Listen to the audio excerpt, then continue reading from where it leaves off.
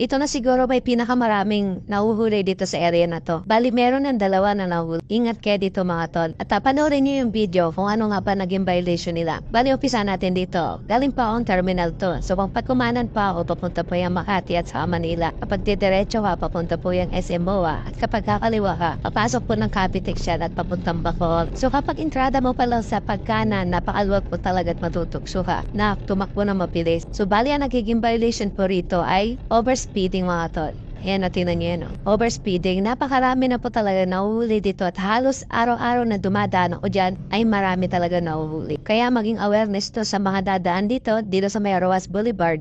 Ingat kayo dito. Huwag kayong basta-basta magpatakbo ng mabilis. Bantayan niyo po ang inyong speedometer. Yan, napakamahal po ng multa. 1,000 pesos po yan overspeeding. At hindi po nagsisinungaling ang gadget dahil meron pong itututok sa inyo na gadget, malayo pa kayo, nakikita na nila kung ilan na ba ang takbo niyo. So, ganun mga tol ka high-tech.